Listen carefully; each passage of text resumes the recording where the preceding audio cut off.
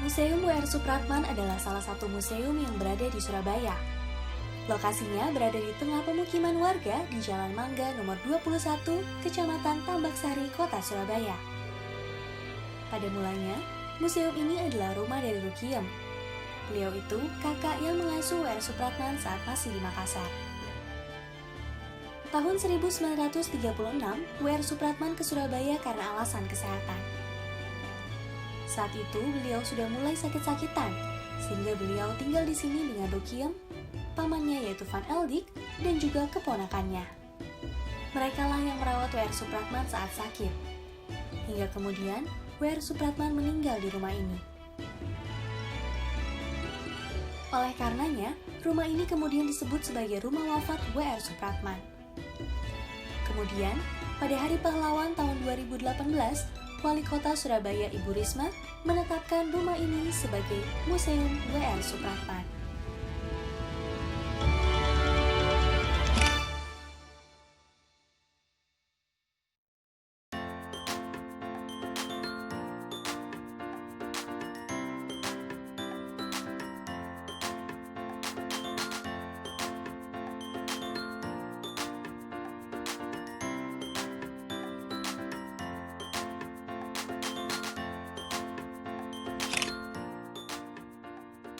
Keluarga dari ayah W.R. Supratman adalah salah satu kaum priayi di daerah Kesultanan Yogyakarta.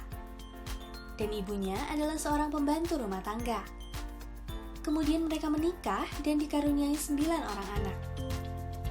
W.H. Supratman yang lahir di tahun 1903 adalah anak ketujuh dari keluarga tersebut. Setelah kelahiran anak ke-8, ayahnya pensiun dan berpindah sekeluarga ke Cimahi. Kemudian ibunya meninggal dan dimakamkan di Pemakaman Umum Baros di Cimahi. Rukiem Supratia adalah kakak sulung yang membesarkan W.H. Supratman bersama dengan suaminya yaitu Van Eldik. Saat berusia 7 tahun, W.H. Supratman tinggal bersama kakaknya di Makassar. Agar bisa melanjutkan sekolah di Europees Larger School, Rukiem dan Van Eldik mengangkat W.H. Supratman sebagai anaknya dan memberikan tambahan nama Rudolf, sehingga namanya berubah menjadi W.H. Rudolf Supratman. Setelah beberapa bulan W.R. Supratman bersekolah di ILS, akhirnya W.R. Supratman dikeluarkan karena diketahui ia bukan anak kandung dari Van Eldik. Kemudian W.R. Supratman disekolahkan Tweedy Inlandse School, atau Sekolah Angka 2. W.R. Supratman rajin mengikuti kursus bahasa Belanda, sehingga 2 tahun kemudian, W.R. Supratman lulus sebagai pegawai muda dalam ujian Klein Ambtenars Examen, sebuah program ujian pegawai rendah agar dapat diangkat sebagai pegawai pemerintah. Akan tetapi, setelah mendapatkan ijazah KAE, W.R. Supratman masih belum berminat untuk bekerja menjadi pegawai negeri. W.R. Supratman melanjutkan sekolah di Normal School, yaitu sekolah guru yang mendidik calon-calon guru negeri untuk sekolah dasar pada masa itu.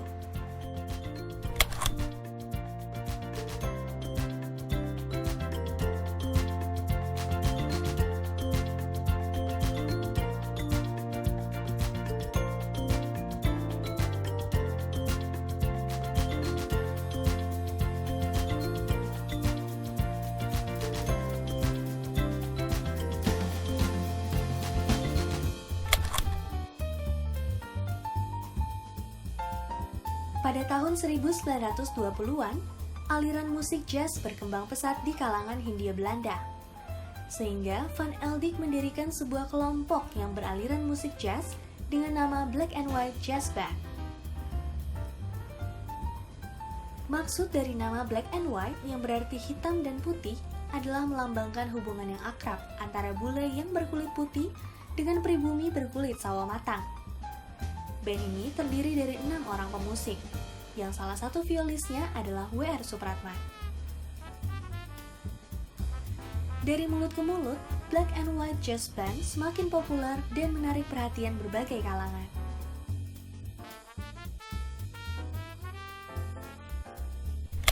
Saat menjadi violis Black and White Jazz Band, W.R. Supratman juga menjadi seorang guru bantu di salah satu sekolah dasar pribumi dalam kota Makassar.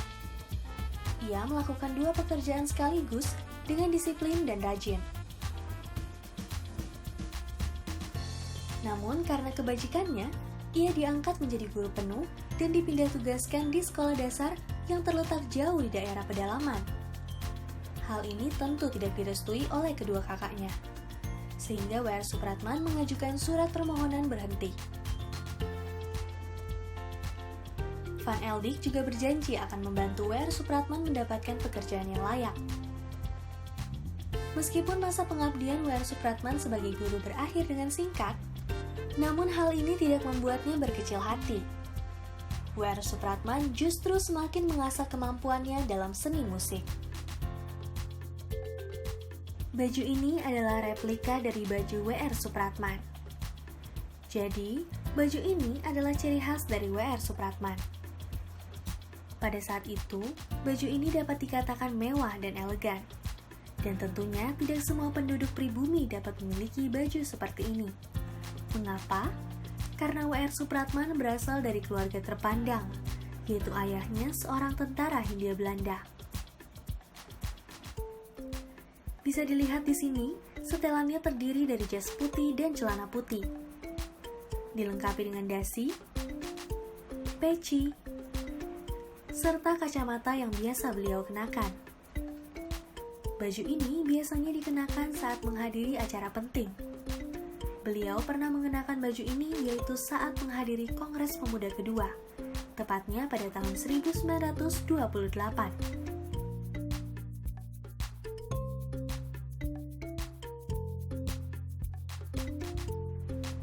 Pada tahun 1924, W.R. Supratman mendapatkan pekerjaan kembali di firma hukum Mr. Skolten. Dalam kesehariannya, W.R. Supratman sering membaca koran dan berita-berita mengenai pergerakan bangsa, serta kegiatan politik di Jawa, Sumatera, dan Sulawesi. Sehingga membuatnya semakin tertarik akan pergerakan bangsa dan masalah politik, dan mendorongnya mengikuti ceramah dan diskusi politik di Makassar. Dari ceramah dan diskusi politik tersebut, membuatnya memperoleh kesadaran politik dan melahirkan rasa nasionalisme dalam dirinya. Hingga akhirnya, W.R. Supratman memutuskan untuk kembali ke Jawa mengikuti pergerakan perjuangan bangsa Indonesia. W.R. Supratman mendatangi Surabaya untuk melihat keadaan politik di sana. Namun ia kecewa, sebab terjadi pertentangan tajam antar golongan di situ. Kemudian ia meninggalkan Surabaya dan kembali ke Cimahi. W.R. Supratman terus memantau pergerakan politik melalui koran. Salah satu koran yang dianggap menarik dan berbobot adalah koran terbitan Bandung Kaum Muda. Karangan politik yang tertulis dalam koran tersebut dikarang oleh tokoh-tokoh pergerakan yang terkenal, seperti Ki Hajar Dewantara, Dr. Sutomo, Dr. Douws Dekker, dan lain-lain. Semakin tertarik dan semakin kuat niatnya untuk bekerja di koran Kaum Muda, W.R. Supratman melamar pekerjaan dan berhasil diterima sebagai wartawan koran Kaum Muda di Bandung.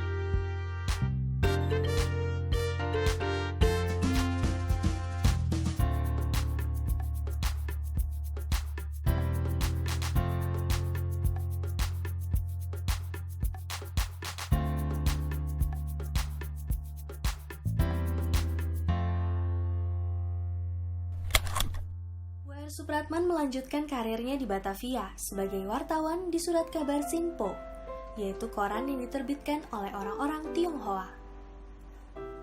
Saat menjadi wartawan, W.R. Supratman berpenghasilan sangat minim, hingga ia harus hidup di rumah kecil berdinding bambu di Gang Becek, Kampung Rawamangun.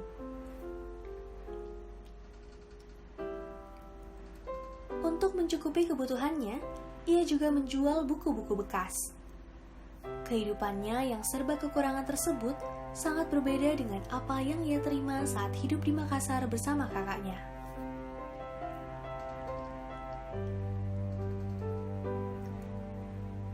W.R. Supratman dikenal sebagai wartawan kawakan yang selalu menghasilkan tulisan yang tajam dan berkualitas.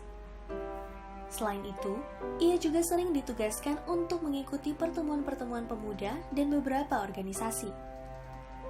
Ia sering mengikuti acara-acara pidato politik oleh politikus terkenal seperti Bung Karno, Bung Hatta, Muhammad Husni Tamrin, dan lain-lainnya. Saat itu juga, organisasi pemuda banyak terbentuk, di antaranya Jong Java, Jong Sumatrenan Bon, Jong Ambon, Pelajar Minahasa, dan Sekar Rukun. Hingga akhirnya terselenggara Kongres Pemuda Indonesia pertama. Pimpinan redaksi Sinpo segera mengutus W.R. Supratman untuk hadir dalam Kongres Pemuda pertama dan menuliskan laporan mengenai jalannya Kongres. Jiwa nasionalisme W.R. Supratman turut terbakar dan menginspirasinya untuk menciptakan lagu perjuangan Indonesia. Dan terciptalah lagu berjudul Dari Barat Sampai ke Timur dengan irama yang menggugah semangat dan menumbuhkan jiwa patriotik setiap pendengarnya. Sejak saat itu, karya pertamanya menjadi populer di kalangan pemuda di Betawi.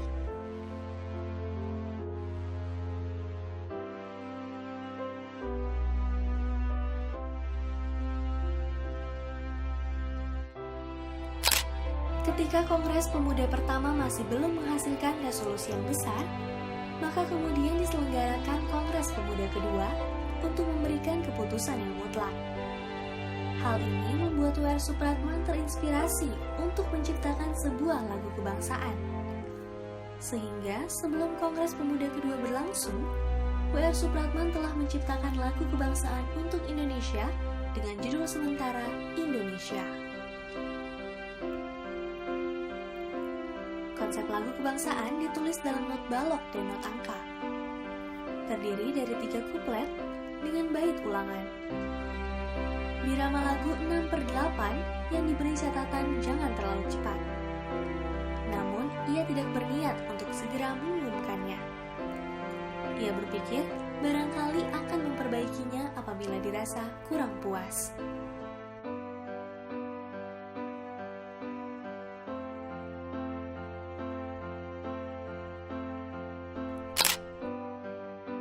Kongres Pemuda II diketuai oleh Sugondo Joyo Puspito. W.R. Supratman hadir sebagai wartawan harian Sinpo. Pada saat itu, W.R. Supratman meminta izin kepada Ketua Kongres untuk memperdengarkan lagu kebangsaan ciptaannya di depan para peserta Kongres. Setelah melihat isi dari syair lagu ciptaan W.R. Supratman, akhirnya Sugondo setuju untuk memberikan kesempatan kepada W.R. Supratman. Namun, Sugondo memperhatikan bahwa teks lagu itu penuh dengan kata Indones. Sehingga ia menyarankan W.R. Supratman memperdengarkan lagunya tanpa lirik. Hal ini agar Kongres tidak dihentikan oleh para perwira polisi Belanda yang menjaga jalannya Kongres. Maka, tampillah W.R. Supratman mengalunkan lagu kebangsaan Indonesia Raya dengan biolanya. Penampilan W.R. Supratman dengan biolanya yang penuh pesona memukau seluruh peserta Kongres. Suasana kembali tegang saat Ketua Kongres membacakan keputusan Kongres Pemuda II sekaligus untuk mengakhiri Kongres. Setelah lagu Indonesia Raya dikumandangkan pertama kali dalam Kongres Pemuda kedua, seketika naskah lagu Indonesia Raya diterbitkan oleh beberapa surat kabar dalam waktu singkat. Bahkan, koran Sinpo dan seluruh rakyat Indonesia memuat naskah lagu Indonesia Raya secara utuh. Lagu tersebut diputar berulang-ulang untuk mengobarkan semangat juang rakyat Indonesia. Pada saat itu, lagu Indonesia Raya menjadi lagu favorit dari barat hingga ke timur. Biola ini adalah replika dari biola milik W.R. Supratman. Setelah berpindah ke Makassar bersama kakaknya, W.R. Supratman sangat antusias dalam belajar biola. Hingga dalam waktu 3 tahun, ia telah menguasai teknik bermain biola, serta sudah mampu bermain solo biola, membawakan beberapa judul lagu-lagu klasik barat, ciptaan Chopin, Beethoven, Liszt, dan Tchaikovsky dengan membaca not balok. Hingga akhirnya, Van Eldik pamannya membelikan sebuah biola di Makassar pada tahun 1921. Biola ini sekaligus sebagai hadiah ulang tahun W.R. Supratman yang ke-17.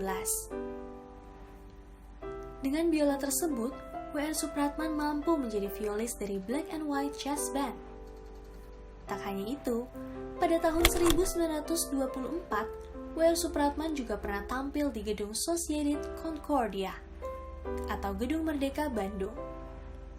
Biola ini yang menemani W.R. Supratman dalam menciptakan lagu kebangsaan Indonesia Raya. Dan kemudian lagu itu dikumandangkan pertama kali di Kongres Pemuda kedua tahun 1928. Saat ini, biola asli milik W.R. Supratman telah diamankan di Museum Sumpah Pemuda di Jakarta. Sidang perkara Ketua PNI bertempat di Pengadilan Negeri Bandung. W.R. Supratman menghadiri sidang itu sebagai wartawan koran Simpo. Saat itulah, W.R. Supratman bertemu dengan Insinyur Soekarno.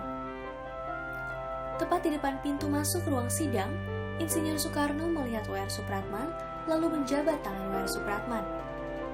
Kemudian Insinyur Soekarno berkata dalam bahasa Belanda, yang artinya, "Bukankah Anda pencipta lagu Indonesia Raya? Berjuang teruslah demi kemerdekaan kita, Tuan Supratman. Merdeka!" Seketika semua orang yang hadir terkejut dan pandangan tertuju kepada W.R. Supratman. W.R. Supratman pun membalasnya dengan senyum dan mengangguk. W.R. Supratman dijemput oleh saudaranya untuk pulang ke Cimahi akibat kesehatannya kurang baik dan sering sakit-sakitan.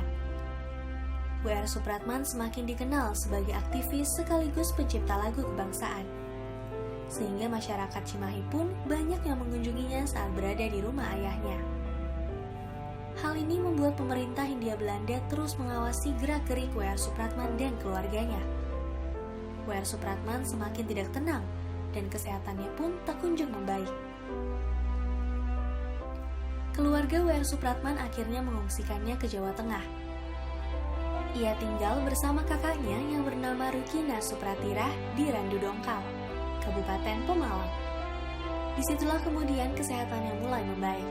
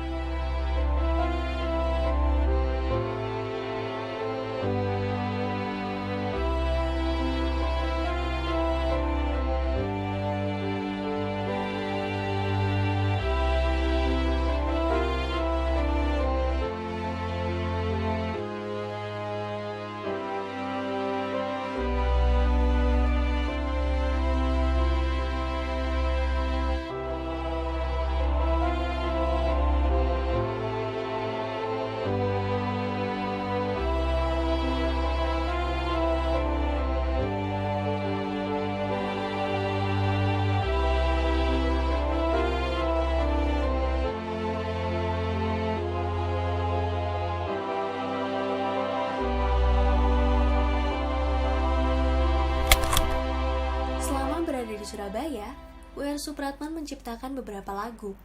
Salah satunya yaitu Matahari Terbit. Pada tanggal 7 Agustus 1938 yang bertepatan di hari Minggu, W.R. Supratman memimpin anggota Pandu KBI untuk menyanyikan lagu ciptaannya Matahari Terbit. Lagu ini disiarkan langsung Radio Nirom atau Nederlands Indisch Radio Omroep. Pihak Belanda yang ingin mencari kesalahan W.R. Supratman pun melihat celah yang dapat diambil sebagai kesempatan untuk menghukum W.R. Supratman. Anggota PID atau Politik Intelligence Dienst langsung menangkap W.R. Supratman dengan tuduhan lagu Matahari Terbit menggambarkan simpati terhadap gerakan Jepang. Akhirnya, W.R. Supratman ditangkap dan dipenjara di Kalisosok, Surabaya. Saat berada di dalam penjara, kesehatan W.R. Supratman semakin menurun. Kemudian akhirnya, W.R. Supratman diperbolehkan pulang karena alasan kesehatan dan juga tidak ada bukti yang mendukung tuduhan tersebut.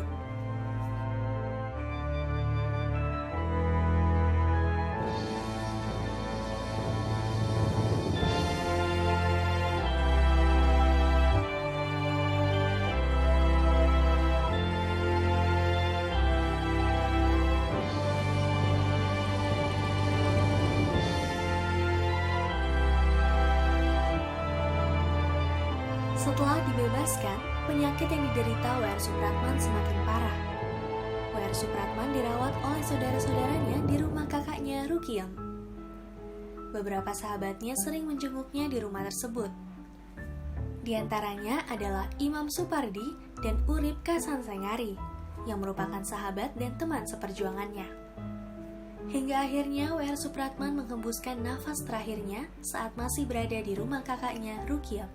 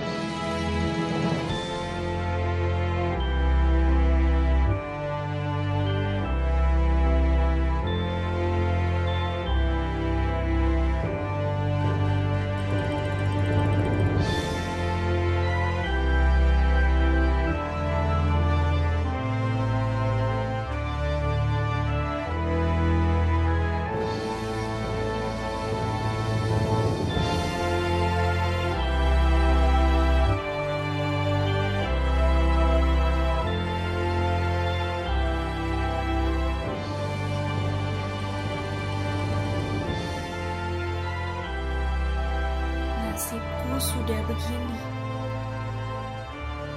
Inilah yang disukai pemerintah Hindia Belanda. Biarlah saya meninggal. Saya ikhlas. Saya toh sudah beramal, berjuang dengan caraku, dengan biolaku. Saya yakin Indonesia pasti merdeka.